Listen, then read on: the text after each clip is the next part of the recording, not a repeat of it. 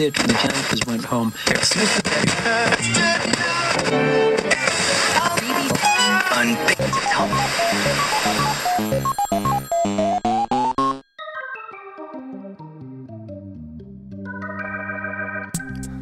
Velkommen til endnu en omgang Det Utrolige Mange Tænker. I studiet i dag er vi Jarl Snekkersten og Flemming Friis. Jo tak. Og vi har også Bosse. Ja, vi har jo Bosse med. Og apropos Bosse, så gjorde han sig jo rigtig dårligt bemærket sidste gang. Ja. Kvævulant. Nå. Ja.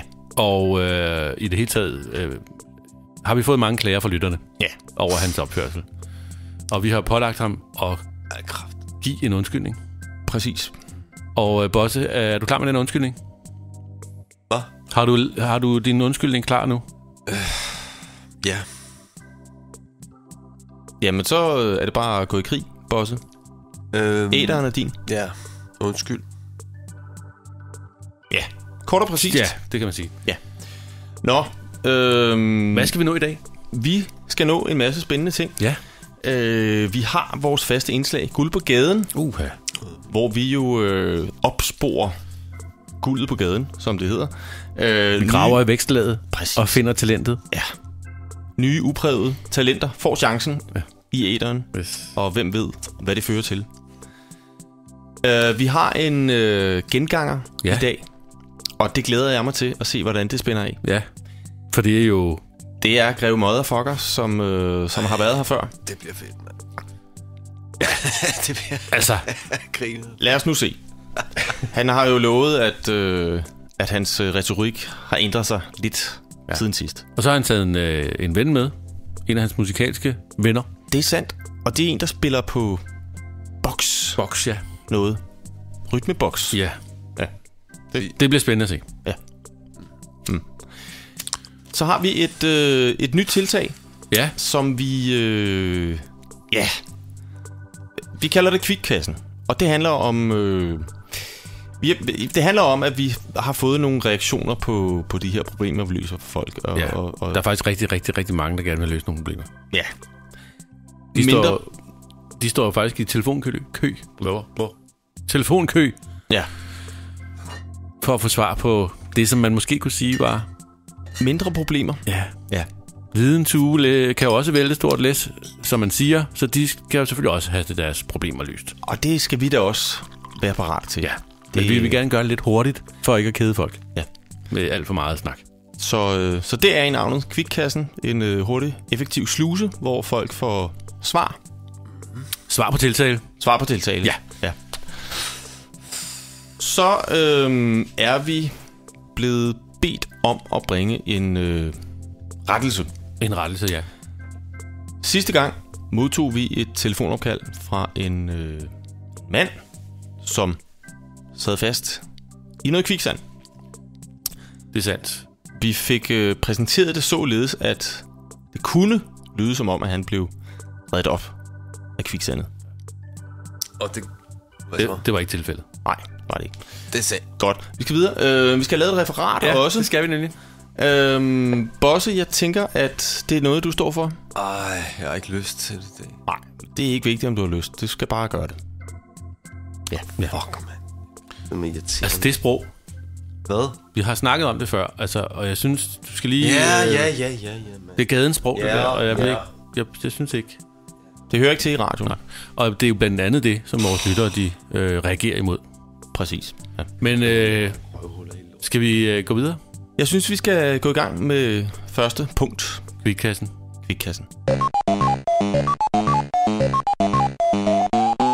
Nå, har vi den første lytter igennem?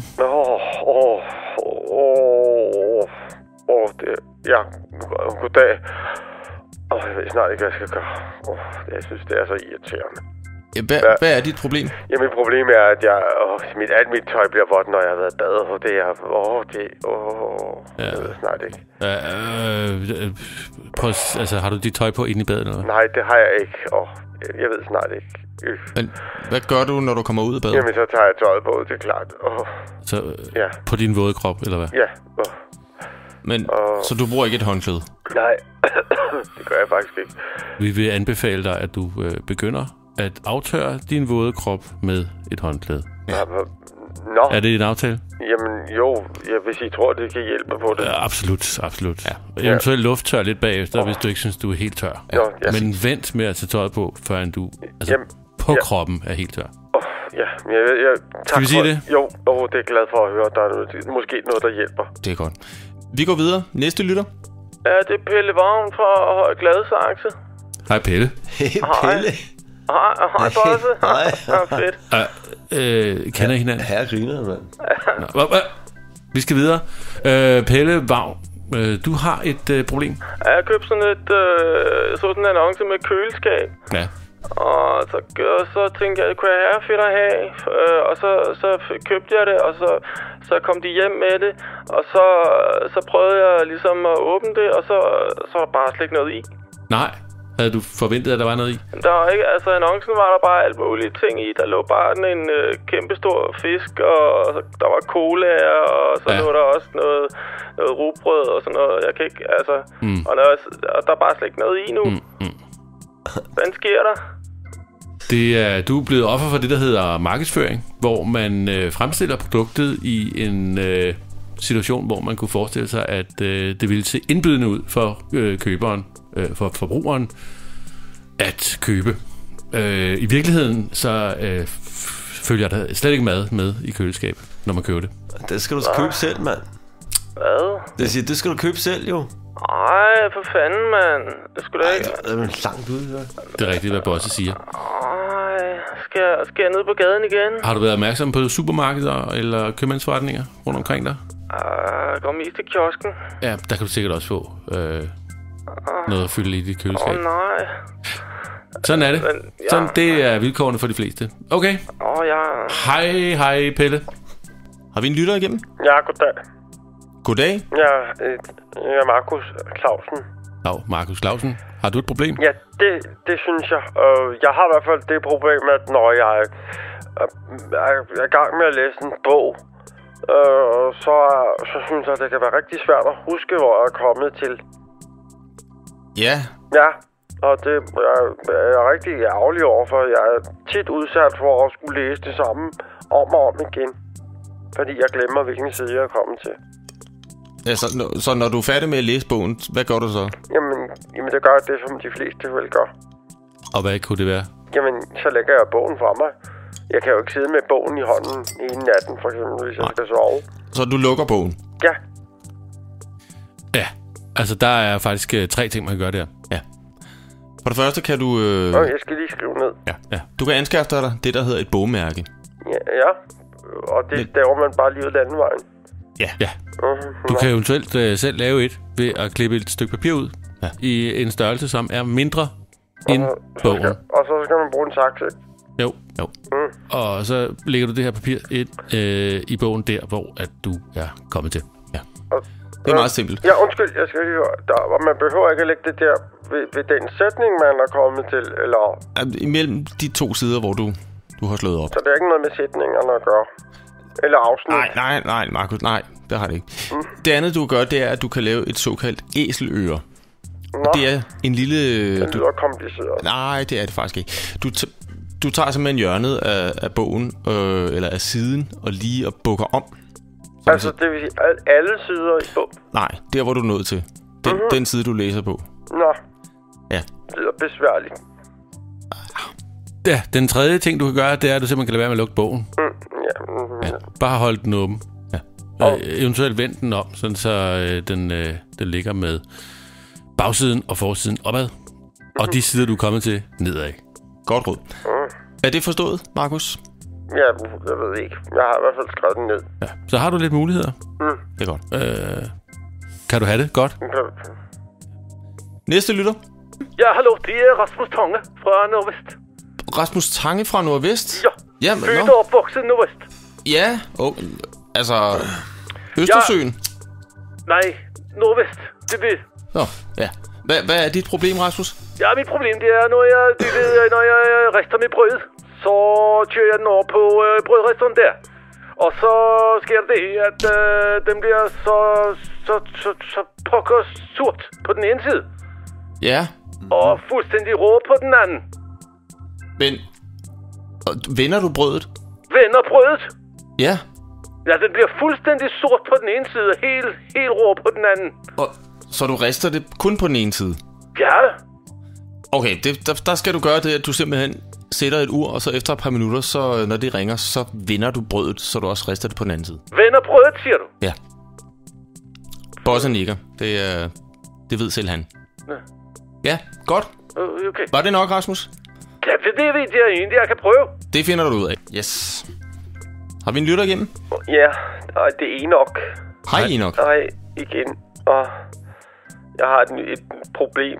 Hvad er dit problem nu, Enoch? Jamen, det er, når jeg skal hælde noget op i glas eller kop, så er det bare tit, at jeg altså, så ryger det ud over det hele også.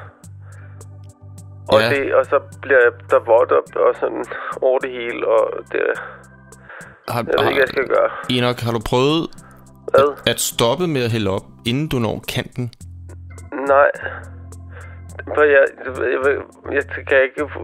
kan ikke se, hvornår det er. Altså, du skal, når du hælder væske op i glas eller kop, så sådan cirka 1,5 til en hel centimeter fra glassets top kant skal du stoppe med at hælde op. Jamen, det kan man jo ikke se. Der er jo ikke nogen mennesker, der kan se jo. Jeg ved ikke, hvordan man skal kunne se det. Hvad? Så prøver du at tage din tommelfinger og lige at stikke lidt ned i koppen. Men jeg skal lige... Jeg tager lige et glas. Neglens højde. Ja. Og hvad så? Jeg prøver lige. Hvad gør man? Så hælder du op af din væske i glasset. Ja. Og når du så kan mærke væsken på tommelfingeren... for helvede! Der var den. Ja. Det er det. Godt. Tak, Enoch. Det er godt. Hej. Har vi en lytter igennem? Ja, goddag. Det er Kent Nakke Læsø. Hej, Kent. Dag med jer. Og først og fremmest, så vil jeg gerne sige, det er et rigtig godt program, I har der. Tak skal du have. Bortset fra, at der er en, som jeg synes ødelægger noget for jer. Men det er så, han har jo sagt nogle skyld, så ham nævner jeg ikke. Nej. Nå, men altså, for at sige det som det er. Altså, jeg bruger jo metro-systemet rigtig, rigtig meget. Og det har jeg gjort gennem længere tid. Jeg kan bare ikke... altså, det er også derfor, jeg ringer ind, fordi jeg forstår simpelthen ikke, hvordan det kan være, at jeg som oftest ikke betaler noget som helst for. Og det er jo, hvilket jeg synes er fuldstændig rimeligt jo. Jeg ikke betaler noget for at køre metro. Selvfølgelig. Andre gange... så bliver jeg jo antastet af nogen, der jeg vil tro, det er servicemedarbejdere, eller altså, og så koster det lige pludselig rigtig, rigtig mange penge. Okay. Og det altså, jeg synes jo, det er mærkeligt. Og det vil jeg meget gerne have, I hjælper mig med.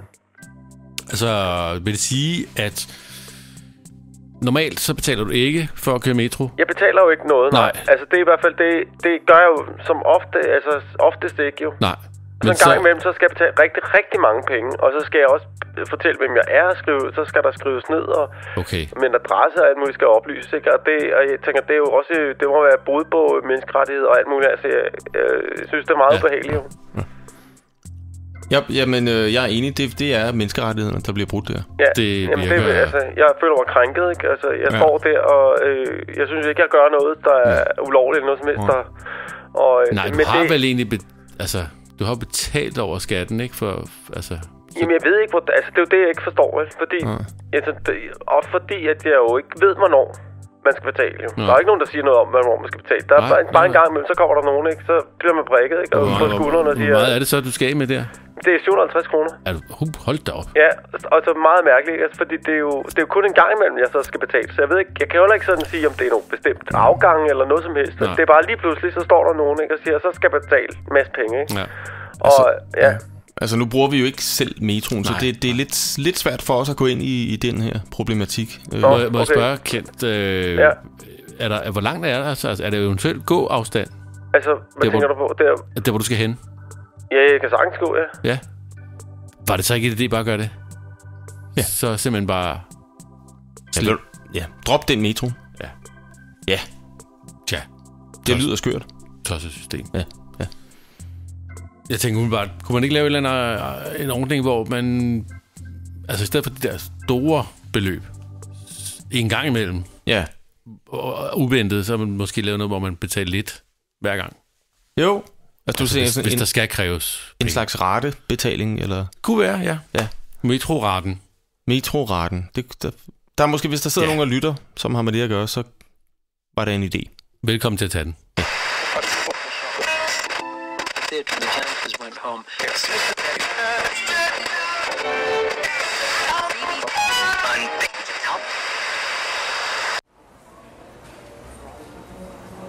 Herman, kan du ikke lige tage de vinduer derovre? De ser da frygtelig lækre ud. Dem synes jeg, at vi skal hen til.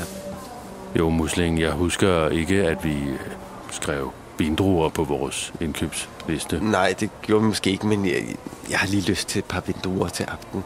Måske til osten eller noget. Det kunne da være lækkert. Jo, men du ved, at i vores udgiftsstop, der har vi ikke plads til... vi har simpelthen ikke økonomisk råderum til at frose med vindruer. Udgiftsstop? Jamen altså, det koster 17,5. Herman, det har vi da vel råd til? Mange bække små bliver jo som bekendt en stor å, og alle må jo spare, også du og jeg, Musling. Jamen, altså, jamen, ved du hvad, okay, jamen, så kan du tage de der flåede tomater derovre, dem skal vi i hvert fald bruge til spaghettien. Ja, jeg synes selv, du skal tage dem. Jamen, det kan jeg da også godt, men så kan du vel tage spaghettierne derovre. Spaghetti? Ja. På vores indkøbsseddel, der står pasta. Vi skal have besluttet os for en type. Ja, og de der over for urtekram, de ser frygtelig lækre ud. Dem har jeg hørt så meget godt om. Vinnie, hun har sagt det, de smager fantastisk simpelthen. Nu kan jeg tænke mig at smage dem. Jeg er meget godt klar over, at alternative dyrkningsformer er populære for tiden. Det er dog ikke muligt for os at subsidiere dem under det budget, vi har i øjeblikket. Finansloven er endnu ikke fastlagt for Q4, og vi må se bort fra produkter fra urtekram og lignende økologiske leverandører. Jamen prøv lige at høre, Herman. De koster 2 kroner mere end de almindelige spaghettier. Så det kan vel ikke...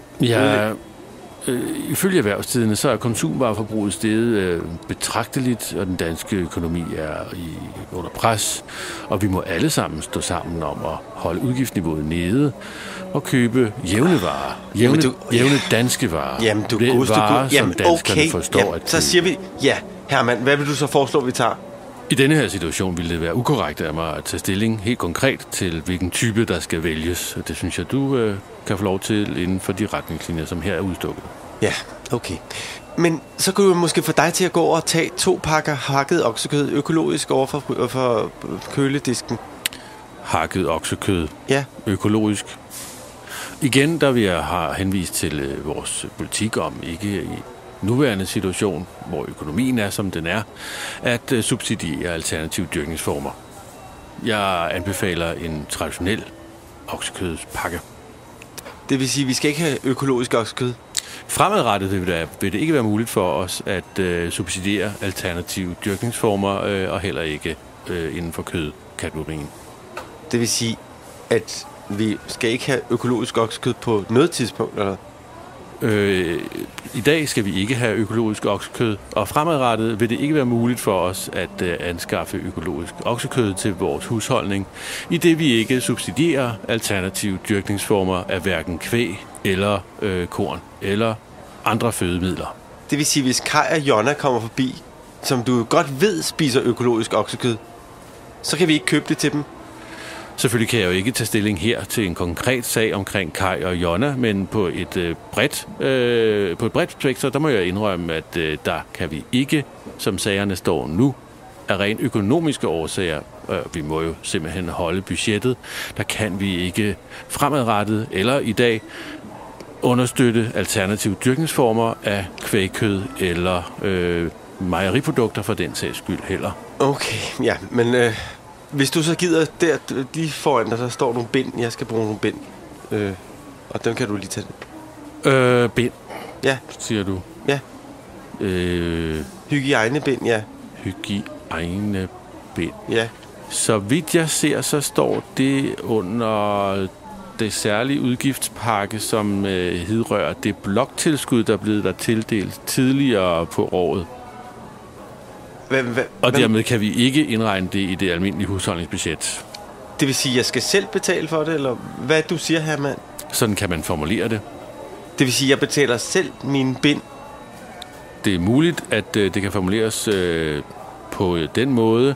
Jeg vil vælge at sige, at der er en vis varegruppe, som hedrører, hvad skal man sige, en personlig feminin hygiejne, der ikke går ind under den udgiftspakke, som vi har lagt ned over det økonomiske budget, som ligger for vores husholdning i det indeværende kvartal. Og det vil sige, hvis jeg vil have den her shampoo for L'Oreal, skal jeg så også selv betale den? Shampoo, hygiejnebind, neglelaksfjerner er bare 3 af de mange varegrupper, som går ind under det bloktilskud, som er blevet afsat. Og jeg synes, det er en rimelig mængde penge, der er blevet afsat til netop den type varer, men altså som ikke indgår i den forhandling, som vi kører omkring den daglige budgettering. Så vi skal simpelthen... Jeg skal betale min egen varer selv? Under den påskepakke, som vi har indført i husholdningen sidste år, og som stadigvæk har en del gældende paragrafer, der må jeg indrømme, at vi selvfølgelig ønsker at tilgodese alles behov, men inden for en rimelighed, hvor luksusvarer såsom hygiejnebind og andre... Jeg betaler selv mine ting, så. Nu går jeg i hvert fald min vej. Jeg går til Karen, og du skal ikke regne med at se mig mere i aften.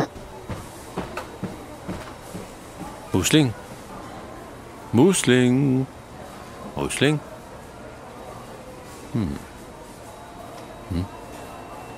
Karbonade.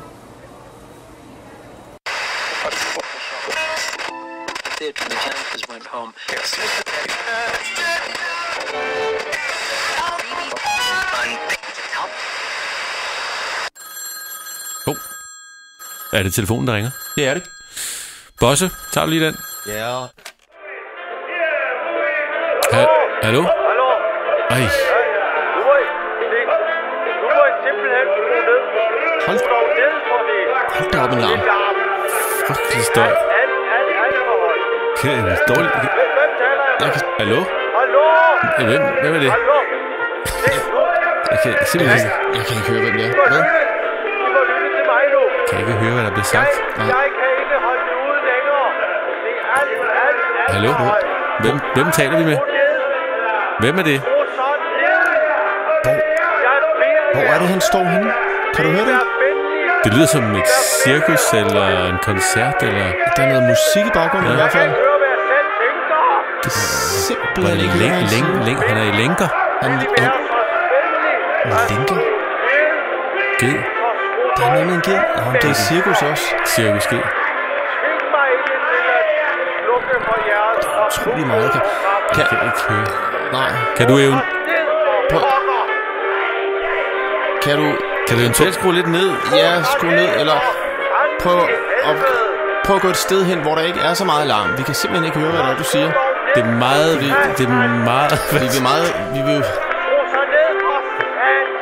Vi vil utrolig gerne hjælpe dig, men vi kan simpelthen ikke i stand til at høre, hvad det er, du siger.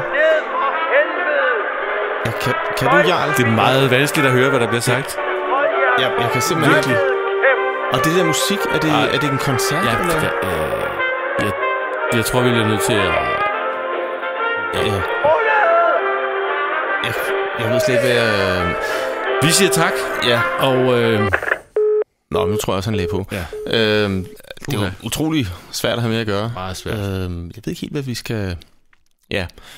Dig, der ringer ind, hvis du hører det her, så flyt dig et sted hen, hvor det ikke larmer så meget, og så ring igen. Ja.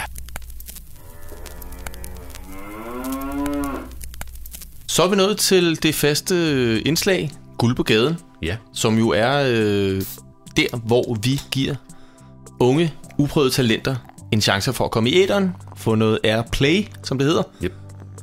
Og i det her tilfælde, der kunne man måske sige, give en chance mere. Præcis. Ja.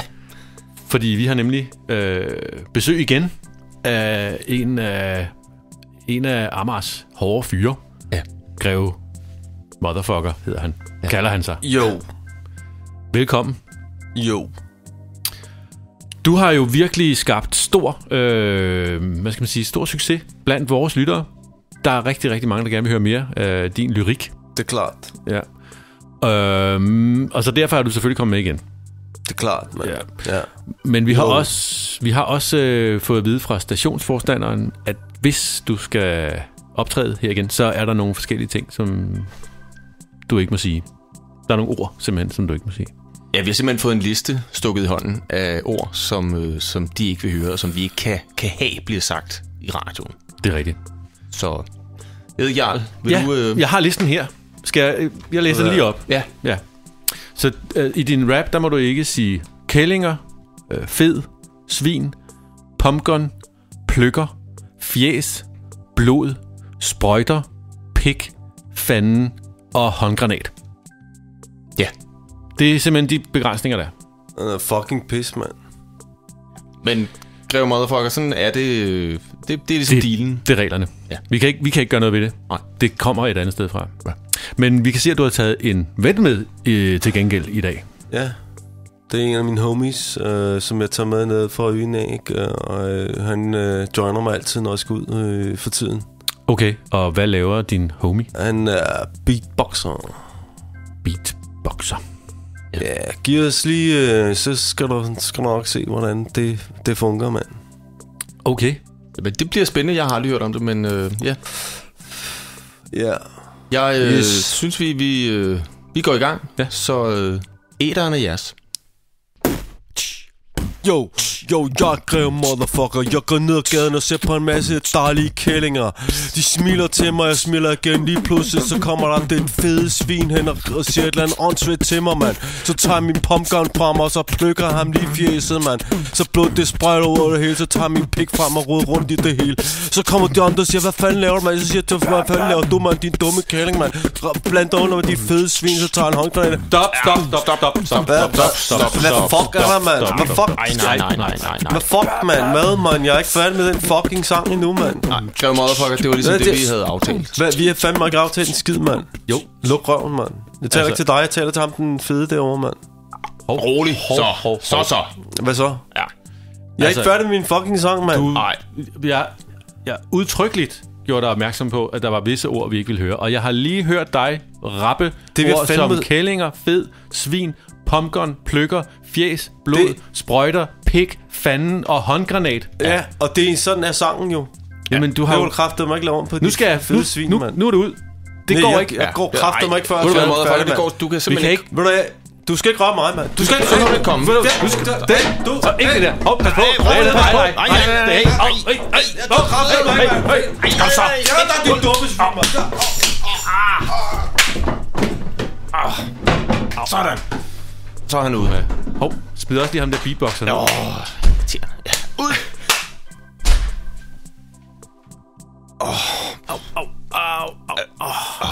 Er du okay? Ja. Du fik også... Hvor er Bosse henne? Ja, hvor fanden er Bosse henne, når man har brug for ham, altså? Jeg mødte lige Greve Hvorfor? På vejen her. Ja, men hvorfor kommer du først nu?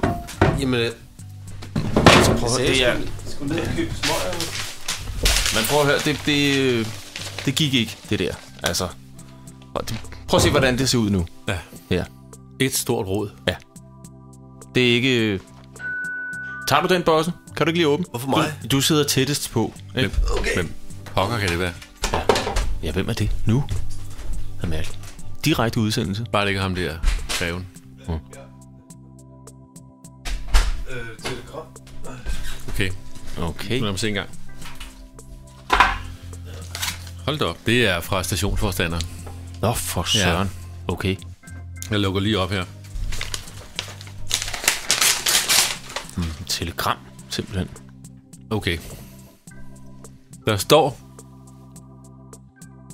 lytter til programmet, stop. Er utilfreds, stop. Konstaterer aftalebrud, stop.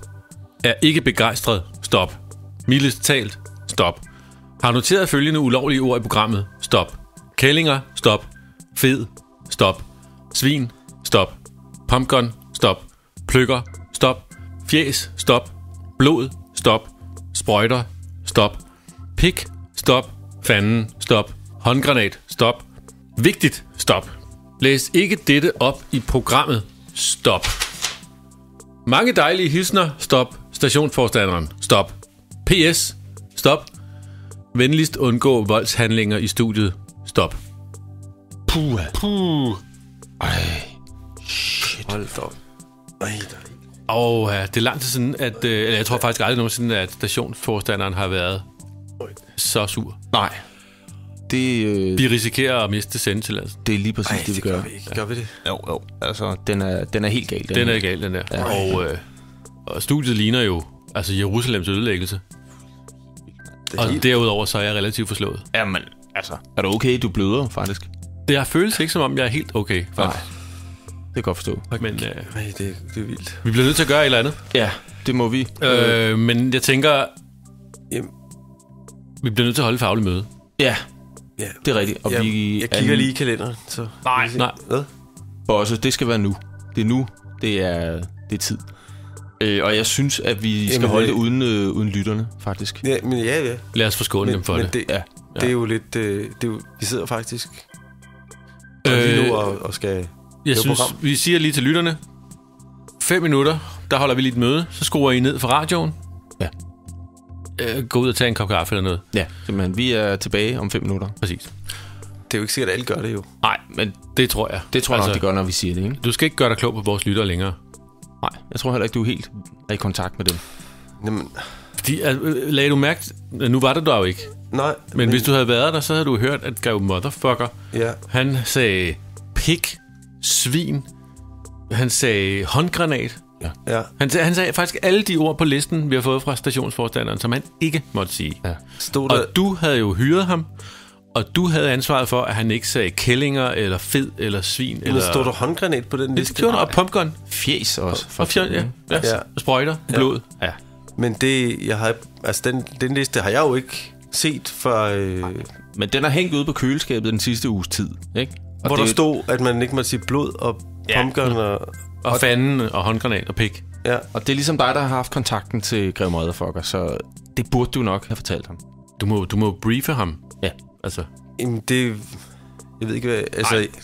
Hvis du vil være journalist på et tidspunkt så og lave indslag, så skal du også arbejde journalistisk seriøst med det, ikke? Altså, og lave din research og briefe dem, vi har i studiet. Jeg har jo ikke lavet nogen research. Nej, men... Altså, det er jo en del... Du skal jo lave research, inden du... Men hvad kunne det undgå så? Eller hvad kunne man så undgå? Jamen, så kunne man jo undgå, at han sagde kælling og fed og svin og pumpgun og pløkker og fjes og blod og sprøjter og pik og fanden og håndgranat. Ja. Bare for at nævne nogle stykker. Ja, men det kan jeg jo ikke gøre for. Nej, altså, men ved du hvad? Vi kommer åbenbart ikke videre med dig. Nej. Med det her. Bare fordi han har sagt pumpgun og fjes og... Ja, og blod. Pik og blod og... Altså, vi kan jo ikke håndgranater og sådan noget. Vi kan ikke have folk. Vi kan ikke præsentere det for folk. Nej. Og heller ikke for stationsforstanderen. Jeg synes, at du skal gå uden for døren og finde en straf til dig selv. Ja. Jeg må seriøst? Sige, det synes jeg faktisk. Altså, du skal gå ud og tænke over det, du har gjort, og finde en passende straf til dig selv. Og den skal ikke være mild, vel? Altså, du ved, hvad jeg mener. Jamen, der skal være repressalier. Det bliver der nødt til at være. Det er der nødt til at være. Ja. Konsekvens. Vil du have en cigaret? Nej, tak. Nå. Jeg ikke prøver at sidde og bestikke jer. Nej, jeg har også min egen. Ja, det er det. Så hvad siger I så? Gå ud og finde ud af, hvordan du gerne vil straffes. Ja, præcis.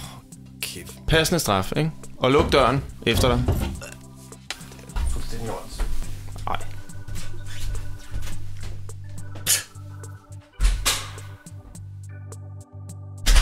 Fjols. Ja, simpelthen.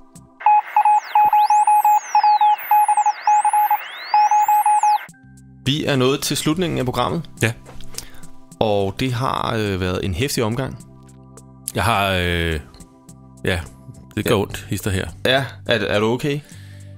Altså, jeg håber jo, at jeg bliver helt frisk til næste uge, men det kræver nok lidt rekonvalescens. Det kan jeg sagtens. At komme sig over sådan en radiooplevelse som den her. Jeg må sige, jeg tænker i retning af at få nogle livvagter, hvis det er noget, der fortsætter. Jeg synes, det er en blændende idé. Jeg har en kontakt til nogle litauiske livvagter. De er meget, meget effektive. Så. Østeuropæiske sikkerhedsfirmaer plejer altid at være rigtig erfarne. Ja, det er måden at gøre det på. Ja. Jeg ser, at nu har vi jo sendt Bosse afsted. Ja. Og han har efterladt intet referat. Gud. Ja, så endnu en gang bliver vi nok nødt til at... Vi må se, om vi kan stykke noget sammen. Ja. Ja. Og eventuelt, så hvis der er nogle af vores lyttere, som skulle sidde inde med et referat... Ja, selvfølgelig. Så kunne det være super lækkert, hvis de sendte det til os. Send ind, hvad I har. Simpelthen. Hvad mere? Skriv ind med stort og småt endnu en gang. Vi kan jo løse alt. Ja, men man kan eventuelt skrive ind på vores Facebook-gruppe. Præcis. På DUMT. Det er utrolig mange tænker på Facebook. Det er så smart. Ja. Som sagt, vi kan løse alt. Ja. Og hvis der er noget rigtig, rigtig slemt, du går og bakser med, virkelig problematisk, så ring ind med noget andet.